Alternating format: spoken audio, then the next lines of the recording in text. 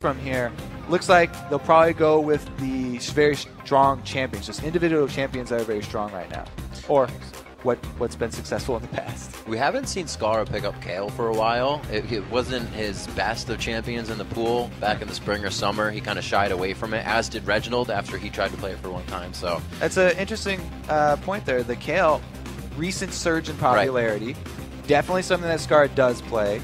So it could be a backup to something like the Gragas, which is always going to get banned out. It will always get banned out. And it does. That first priority pick into Annie is going to be something that KiWiKiD wants. And he still likes to be aggressive on his champions. He was a top laner, so this kind of fits into the role. I mean, having the Annie on your team is always a great, reliable initiate. We saw it in the last game. That was one of the team fights where CLG won, even when they were coming from the side there. Right. After move, flashing in, Tibbers. Mistiming a flash is what made that count. If you're not aware of when her flash cooldown is, then it's a very scary thing. So it's also a very strong bottom lane, too. Because we saw, even though they got pushed in early, they were able to chain stuns with the Annie and get kills later, 2 versus 2, even with getting shoved in early. So is that to say that PewDiePie might be grabbing up Jinx if it stays open? It's just kind of a taster's choice combo Could everybody's be. doing. I really like that combo, especially on this patch. Absolutely. TheOddOne grabbed Challenger on Elise back in spring. So was it spring or start of summer? But he did grab it, fell in and out, but going to pick that up. He loves Elise, and it really allows him to be aggressive. We know TheOddOne back in the day from Maokai, Chio, a little bit of utility, but it's all about aggression now. It's interesting how, with so much focus on mid lanes here, and actually top lanes, all mid lane and top lane bans, it does open up those prized junglers that are often not available for these guys. So TheOddOne gets his first choice, goes back with that Elise, similar to pretty much everybody else, really liking that early game aggression. Meanwhile, one of the only champions that I put up there with Elise in terms of the early ganking power is Lee Sin. However, this is a Dignitas team that has Cruzerthebruzer on it, who is known, that's basically, Cruiser is interchangeable with Lee Sin top. Like, that was what made him really famous. See, that leaves, which means that could be either. Could be either coming into that. WildTurtle looks to put his 80 carry on the board, possibly, just hovering. Don't think they're going to give it to PewDiePie, though. They may actually take the Jinx. That would be a great pickup. Xpecial already has his support, and that bottom lane is obviously something that can fight against the Annie, whatever have you. Lucian, Annie. Oh, Lucian, yeah. Very, very strong as well. It's the classic kind of, there's 3 main supports and 3 main AD carries down there kind of right now. It's the Annie, the Thresh, and the Leona. Any one of those comboed with the Jinx or the Lucian, and then sometimes Sivir, who's fallen off maybe a little bit step below, and then sometimes Draven, I guess. Draven also pretty popular, very snowbally champion. So Team Solo mid went pretty hard on the 2v1 tower pushing lane. So they kind of formulating that team once again. Can you see that out of Champions Select yet? The main thing that I see pushing power-wise is whenever you have Elise jungle, I love it when not only do they gank lanes, but they also pressure turrets even if you don't get your successful gank off. Elise is a ranged champion. There are very few ranged champions that can come from the jungle. If you can bring a ranged jungler to the mid lane, you can easily shove down a turret because the other mid lane is going to be stuck there. There's not a lot of counterplay to that. Bringing their own jungler is not going to help that much because usually they won't be ranged and they can't help you. And 2 of the new faces, well, I guess not a new face on Trundle, but a resurgent face, and the new face of Yasuo being picked up last 2. So it falls to the 5th, but they still wanted Yasuo. So it looks like here they're going to go for either Trundle pillars, which you have to land on someone to get the little displacement, or the kickback from Lee Sin for that displacement to execute the Yasuo ultimate. Both of those are very good options. And I also like that Dignitas waited until the last pick to get that Yasuo because they don't want to get counterpicked. We've already seen Voyboy come up with a really nice one. When Yasuo was picked early, he goes to Kali. LeBlanc is someone who you actually can block the Qs that are coming out for her. So if you can win wall that, you'll avoid getting silenced and have a much better chance. Looks like we have a gentleman's agreement in the Warwick Challenge, so it could be called here, coming into the split for this spring. You got to play it at least once. This is Dyrus' turn. He's going to pick Warwick into the top lane. That's going to be versus Trundle, and usually Trundle we see being able to take out a lot of the tanky ones. Can he handle a Warwick? That's why I really like Warwick against this, because Warwick tanks through sustain. He's all about health regen from the Q and from the lifesteal from his auto attack. So Warwick going to be a little bit easier for him to go up against Trundle. He can't just straight steal a whole bunch of his health and all of the resistances there. So interesting little last pick there for TSM. And it also does combo really well because there's such a single target focused composition here with LeBlanc already. They can really rip through a single person. After they get that man advantage, then they'll try and get the objectives using that power play. We'll see if he's trying to tag out the supports all the time. You know, LeBlanc always trying to just DFG the quickest one next to him. We'll see if Bjergsen can get it done. As the teams prepare to storm to the Rift, let's take a look at who you think is going to be victorious in this match. According to LOLesports.com, 90% of you think TSM is going to win this matchup. It's one of the biggest, heaviest swings that we've seen in the vote right there. Classic. I think everybody got their phones out and were voting in the studio. All the audience votes. So the drawback, though, since you are a single target focused composition there for TSM, is that you're a single target focused composition, and when team fights come down, you're going to have answers for multiple threats here because Yasuo, he's going to be able to ultimate not only one person to keep that knock-up going, but also has a 400 radius or around 400 where it can knock up other people that are there as well. If they're all get Lee Sin kicked and there's a bunch of people in the air, he can keep multiple people there.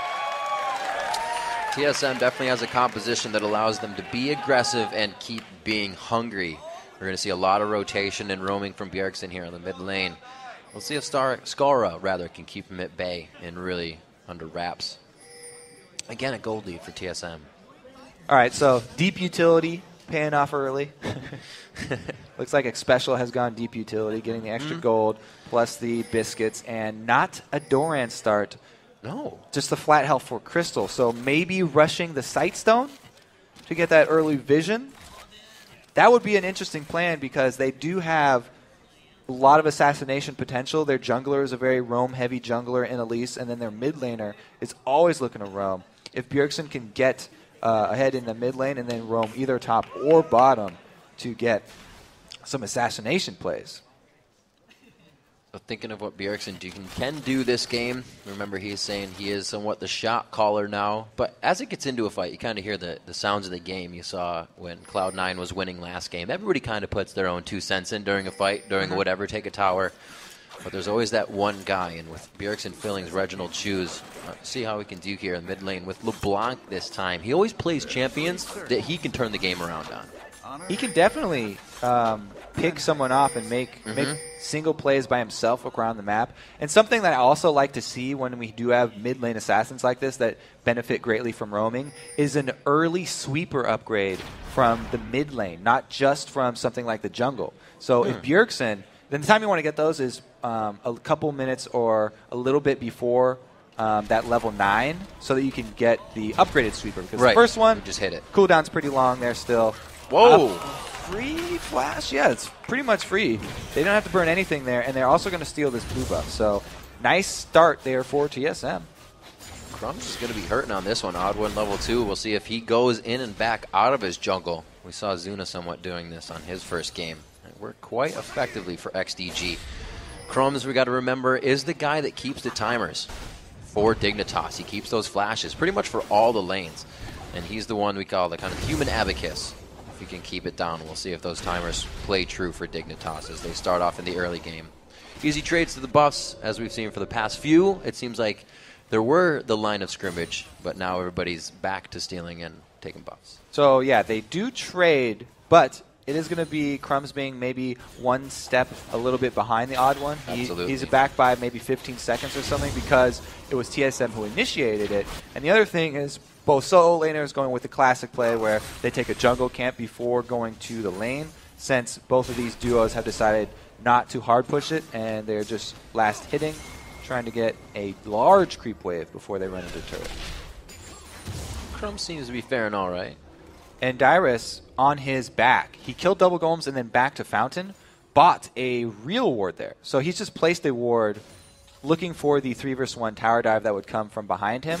But Crumbzz is just going to run into the lane. Since the OddOne's already there pushing down turret, they want to try and catch up on turret damage, immediately just go for it. Yeah, we saw Dominate play this one differently, but Crumbzz reading the 3 push And it looks like he is going to be doing the same thing in the bottom. So TheOddOne and Crumbzz kind of leveled out here. And the turrets are just going to keep these teams at even here as we approach 4 minutes into the game. But this is TSM. They've done it. They've shied away from taking turrets, but they're back to doing it again. Under 5 minute first turret. Scarra very low, and whoa, they actually go toe-to-toe. Bjergsen with the first blood. So Scarra was probably expecting Bjergsen to back off in the face of all that aggression and use some time retreating, but Bjergsen stands his ground there. Level 3, and was able to take him out with the combo. A little bit of an overestimation there from Scarra on the early Yasuo power. Bjergsen doing work already. That silence, man, it'll catch you off guard. Whoa, the Q right through the tower instead of... Good grab there. Xpecial's very low, though. He's not going to be able to trade any turret damage onto this. They get Crumbzz. That double buff almost gets transferred over nicely to TSM, but looks like three now at 4 minutes have to be taken to guard that top turret.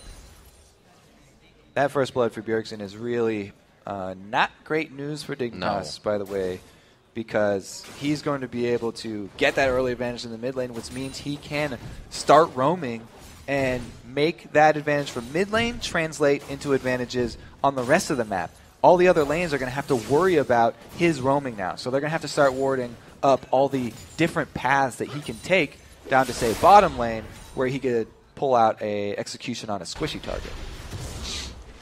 And you got to say what a great choice in Bjergsen that was for Team Solo Mid. Usually you kind of have to train a player into that phase of aggression, into that phase of, as you were saying, Reginald says, go for it. But they got a real click with Bjergsen right from the beginning. You can see the confidence right there. He did not hesitate, stood his ground, able to turn it right back on Scarra, got the chain proc, held him in place and killed. Hopefully then the calls will follow as they start to make the strategies. But we're not even that far into the game yet. That first blood very early. The first two turrets, sub 5 minutes, and that's where you kind of see it slow down. Everybody has the idea for that far, but now they figure out what to do. Is the next objective from a kill, or are we going to be able to just simply push a turret? Looks like since Bjergsen's got a huge wave pushing here, shoved Scarra into that turret, and they're going to leave the duo lane up there, sort of freezing that lane.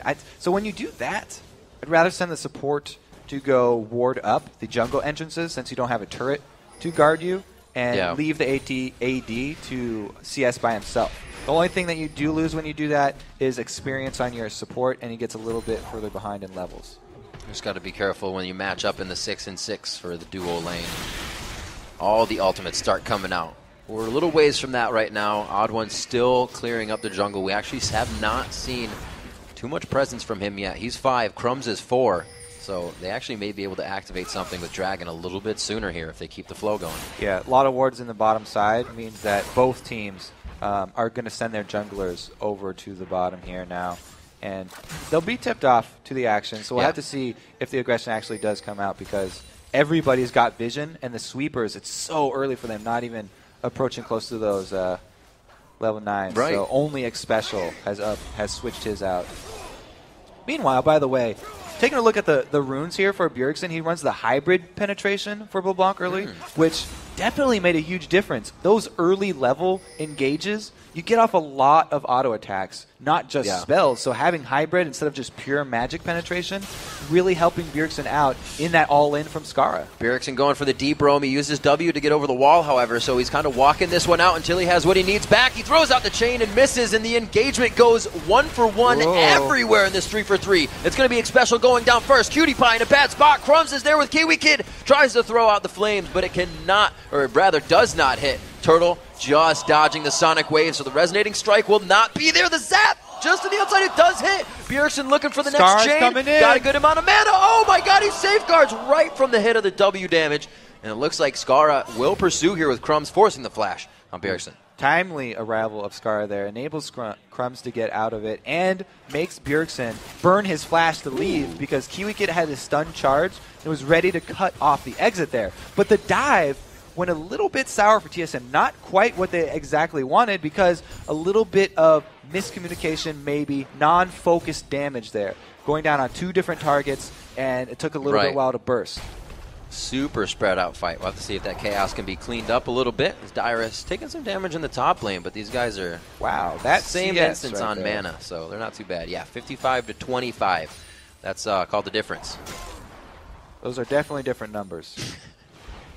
One of them's substantially larger than the other. I wasn't paying attention to the top lane, by the way. I'm not quite sure if the junglers had anything to do with that because there was so much going down bottom. But the 2-versus-1 pushes, I guess it just looks like Crumbzz was able to handle the 2-versus-1 a little bit easier and get more CS. Absolutely. You hear the players saying, they make these lanes thinking the composition will win a little bit. Maybe sometimes trade the lane back so they know they have that completely in their favor. You go 2v1, which they really weren't in this game for too long. But you get that guy down a few levels and you match him up against the guy who did well in his solo lane, and good luck to that guy. Right, so one of the drawbacks to Warwick is that he has absolutely abysmal wave clear.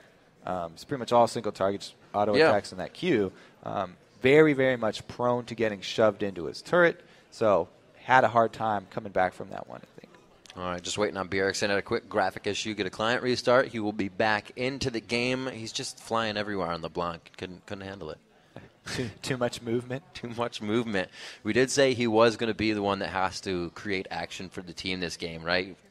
Looking at Dyrus on Warwick, that's going to take a little bit of time to beef up. So Bjergsen really has to make moves in this early part of the game. Well, he's doing a good job. He's got both the kills, 2 kills on him, and he's probably going to be going for an early DFG. Early DFG will enable him to be confident that his target, even if he doesn't focus with the rest of his team and they don't focus their damage on a single person, he should be able to take them out by themselves by amplifying his own damage. And the TheOddOne's been doing quite well. Like we said, it wasn't too much for the top of him. It was just really Trundle beating up on Dyrus right now on Warwick.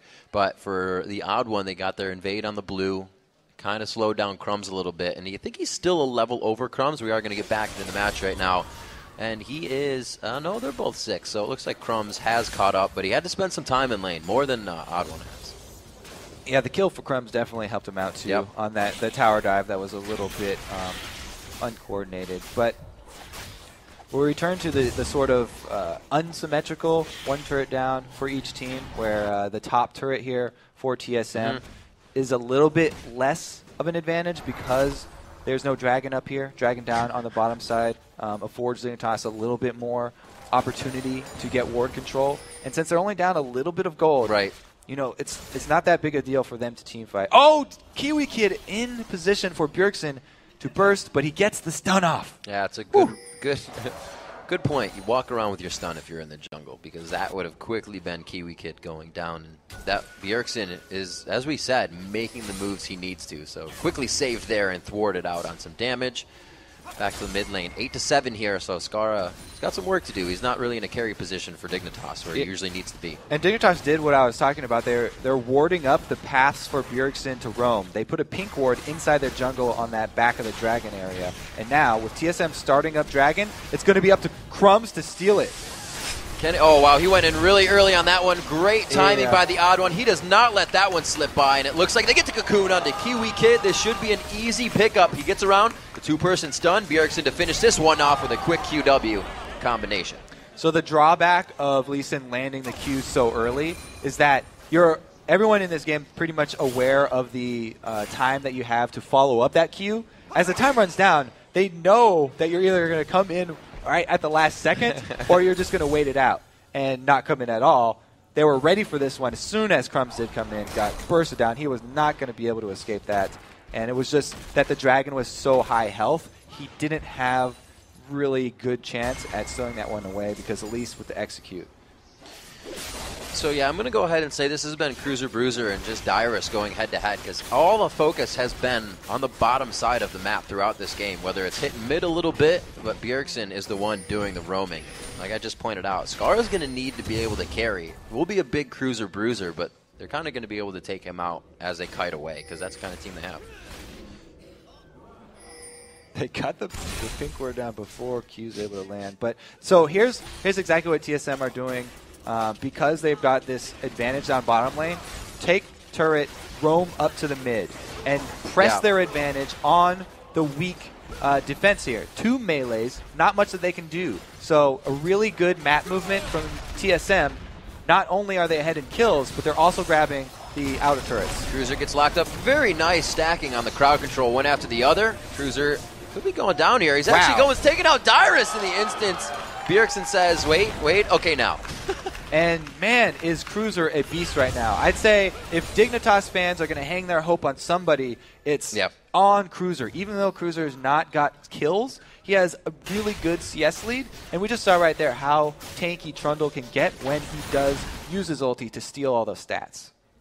Bjergsen now starting to outfarm, and he's going to split push LeBlanc now. Not really his technique, but you're going to go ahead and just get this lane pressured out. So something that a lot of LeBlancs do nowadays is max the W instead of the Q so that you can handle minion waves. I'm pretty sure pretty much everybody's jumped on that hype train now because it's so hard for her to get CS otherwise since she is pretty much all single target besides that. Maxing that one out early does help tremendously, and that's why Bjergsen is able to rack up so much CS as LeBlanc. So confident in their movements. You can just see him blowing the ulti, blowing his W. They know they're farming, so that means they are in safe mode right now. TSM is not going to be engaging. They now put Dyrus down to the bottom lane to get that pressure in. Dragon's going to have a little bit more help here from TSM now on that. Yeah, he's struggling clearing those waves. It's always funny to watch a Warwick try and deal with even just minions. Is it? That's cruel. It's funny to me. He's working hard. Pushing minions. Pushing minions. 5-1 is the score. A 3,000 gold lead in favor of Team Solo Mid right now. They were able to get that first turret with an answer from Dignitas as we recap a little bit of the early game. But then it was Bjergsen really going strong. Remember, they blew Crumbz's flash in the jungle, which isn't huge for Lee Sin, but definitely slowed him down a little bit. Couldn't go as dangerous in some of the engagements. And with the early success of TSM, it's transformed this late game into an opportunity for them to use that Warwick teleport. They can have him split pushing for days down bottom, and he can join the rest of the team as soon as he comes in, at least with half a screen distance. A flash Warwick ultimate is a guaranteed engage. They're going to catch somebody even if Dig try and run away. And obviously we've seen that Bjergsen can follow that up with plenty of damage to kill the target because he's finished his DFG. Yeah, I was just about to point that out. Ready and raring to take somebody out at 4-0-1. He's even got his Sork boots finished out here. Some double lift-esque split pushing jinx here. No further wards for WildTurtle, so very, very close right there. And he does back off because there's no more deep vision for him. A crushing last auto attack from Bjergsen. Drops the mid turret. We're coming up on 15 minutes in the game, and TSM has a pretty good hold of the driver's seat right now. Oh, wow. Bjergsen, you can see the vision. They're even trying to take things. And Bjergsen knows he can't be fought one-on-one right now. He's too slippery. It's definitely the next step for TSM. Because of the Warwick that I talked about, they have the global advantage where they can use that teleport, and they have the lead. So getting vision inside the jungle affords them the opportunity to do that split push, and it also doubles as positions where Bjergsen can pick people off. So that's pretty much everything they're looking for, and that's why they've upgraded 2 now sweeping lenses. It's the jungler and the support, which are classic. I would also really like to see one on Bjergsen, just so, since he's roaming around so much, he could set up his own little fog of war patches where he can pull off those assassinations. So when does it come time for, it's still pretty early at 15, but for Dignitas to put that composition together? There's one chain, and that's going to be enough. All right, there's that patch of Fog of War I was talking about.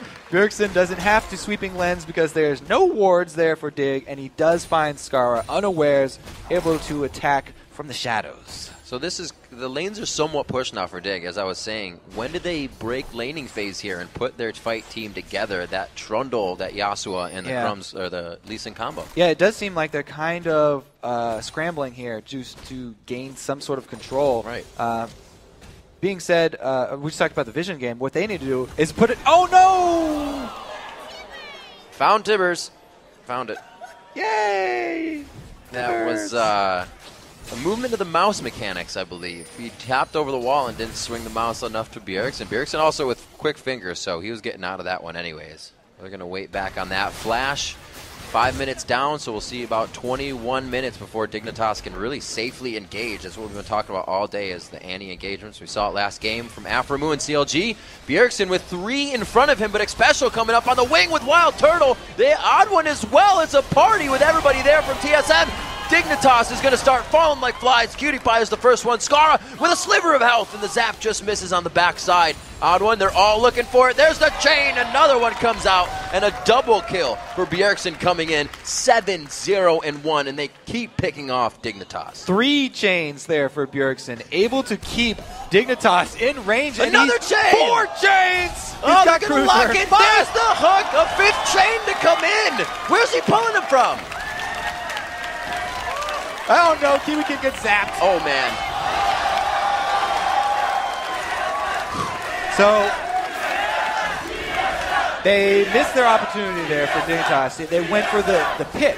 It was a good idea. Try and grab a kill and make a move early in the mid lane to get an advantage. But they weren't able to actually land it onto Bjergsen. And then they were made to pay for their extension up into the middle of the map. So this is just the wall hop here, and the ward to grab vision so he can make sure he lands this chain. Even if Cruzer had dodged that first chain, it would have hit Crumbzz. So very high percentage shot right there. This is on the zap. It does indeed land onto KiWiKiD. The scary part for Dignitas here is all of TSM is getting a piece of these fights. It's not just Bjergsen getting fed. Yes, well, he's 8-0-1, but the assists, I mean, are being picked up. Everybody's getting kill participation. Everybody but Dyrus. He's off doing his own thing. He's in the bottom. Like I said, he's having so much trouble pushing those waves in. Now he's got Sunfire, though, so at least they'll slowly burn down around his feet. Because he's not in the mid lane. Oh, wow, Bjergsen. I looked at you and looked back, and I didn't see anything. So, again, the Fog of War patches that I was talking about, I wanted Bjergsen to create for himself. He hasn't even had to have a sweeper because Dignitas have been struggling to get vision back this entire game. Here comes the teleport. I guess they're just going to go for this Baron, and there's not much that Dig can do because they've got 2 people down bottom. TSM just making the moves all over the map here. Wow. What are they saying? I can't even hear what they're saying. The chant coming out for TSM. We'll see 11-1 is the score. 33,000 gold to 24,000. 4-1 as the Baron gets picked up. Dyrus using teleport on that, but Team Solo Mid has this completely in their hands. They're just figuring out what to do next. Dignitas cannot stop much of it. It does look like once they got behind early, they kind of they were kind of just scrambling and just reaching for straws, not quite sure what to do. It's so hard to grab the vision back on your own side of the map, but they were not able to do it, and then TSM continually capitalized on their increased map control with very good movements across the lane. Oh, what a chomper! As he puts it in, he predicts the movement, and it looks like Cruzer is able to get out. By this time, inhibitor turret's going down. We're going to see possibly the first one. They try to get the Yasuo ult in. Scarra goes very hard for his team. They follow Scarra's call, and they are going to try to do the damage. KiWiKiD walks it in with Timbers. Great AoE damage coming into the fight right now. OddOne is everybody scrambling to focus in this fight. They're finally able to turn it on. They get the focus they want. All eyes onto KiWiKiD. Are the last attacks there. Beautiful 3-man stun by KiWiKiD there, but it's not enough to save KiWiKiD. And no Burger King for that action. No. It was a very good move by Dig. They were desperate at this time. They had to make something happen. And so they take the opportunity of the extra man play here, the power play, try and make it work. Scar gets off 2 knockups, but it's still not enough. They are going to be able to grab the first inhibitor of the game. 20 minutes. Just cresting 21 minutes. And Bjergsen's there like, hey, I'm here guys, to party. I made it. Where are you going? All right, perfect opportunity. Yeah, you're right about that chomper because he was going to walk right over it. And then Dyrus does join the fight. He's going to get some kill participation here because Scarra charges up his Q. As soon as Scarra charges up his own knockup, he can go in on it with his ultimate. But that happened just now. We already saw that stuff, so it's cool, guys. We know what that consisted of. You look now. 4 trinkets still. Yeah, they need to ward their own jungle, but they have to clear these wards that's giving Bjergsen these kills. You'd think you'd see more sweepers on Dignitas' side right now. Well, they need everything. They're like, okay, we need ward clearing power, but we also need vision, so Bjergsen's on the hunt. Oh, that was pretty nice. Good juke. Good Dodge juke. on the chain. I like it. Scarra keeping himself alive, but that was a missed spell and another one, and he's at half health, so it's still not good condition. Nope. Bad, very bad condition. Huzzah! Didn't even need Deathfire Grasp on that. Going to go ahead and take the turret down. The second inhibitor to go down now, and TSM is completely controlling this game. The thing that has gotten so much better, really for all teams in this split, is their ability to close it out and move forward. I think the reason we popped out of that replay is because they got that inhibitor. So, yep. Second inhibitor down. Easy rush onto the Nexus turrets here for TSM. It's going to be first Nexus down. The calling not even really making them think of backing off. Bjergsen goes in hard. It's going to be the suppression on Imaqtpie from Dyrus. They're trying to get the KDA up as the Nexus goes down. And Bjergsen puts himself in the fountain. He gets lasered down. You're not going to be able to live that long, Burger King. And it looks like the Nexus will follow after 22 minutes, one of our fastest games.